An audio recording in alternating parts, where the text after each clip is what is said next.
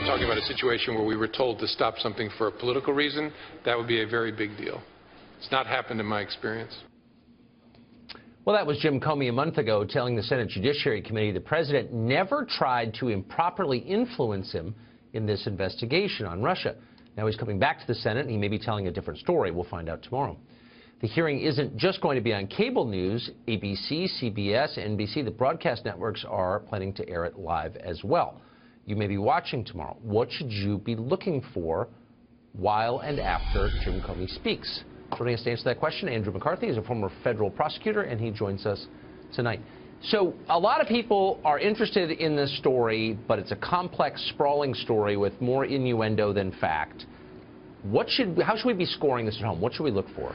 Well, I think the main thing, Tucker, that has really confused people about the discussion over the last weeks is the idea that pressure and obstruction of justice are the same thing, and they're clearly not.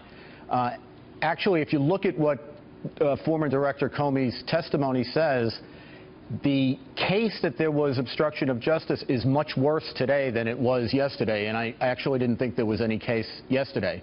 But I think what people need to understand is putting pressure on a subordinate is not obstruction of justice. The key element of obstruction of justice is corruption. So if you don't have pressure that is motivated by corruption, there is no obstruction.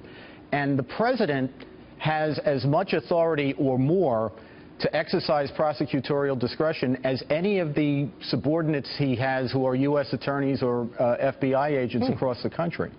So I think to the extent that these two concepts have been conflated, it's important to separate them. Pressure is not obstruction.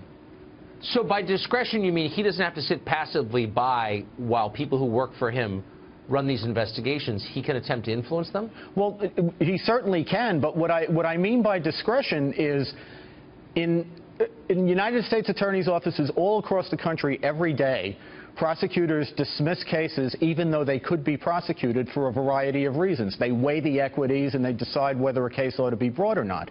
If you look at what Trump is alleged to have done here, he went through the calculus that's very much like what a prosecutor does in a normal case. He said, okay, here's what they're accusing this guy of, evidently false statements. But on the positive side of the ledger, you know, he didn't do anything inappropriate with Russia. He's already been laid low. Right. I had to fire him yesterday. He's already been humiliated. Enough is enough. Now, you may not agree with that, but it's not corrupt. And it's the kind of calculus that happens all the time in an exercise of prosecutorial discretion. Interesting. So what else should we look for? Well, I think there's going to be a big to-do about this whole business about whether Trump sought a loyalty pledge from Comey or not. And that, I think, is a lot more complicated than you would get from what we're hearing people comment about all of this.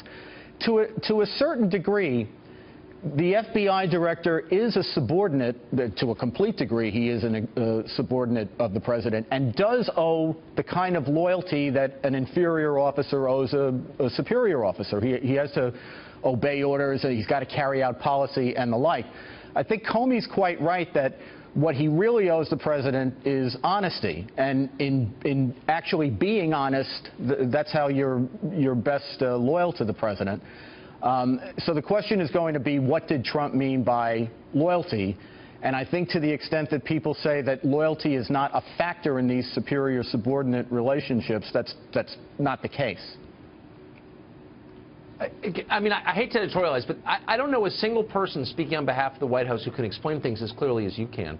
Well, you probably don't want to work there, but it would help them anyway. Andrew McCarthy, thank you for coming on. That was really interesting. Thank you, sir.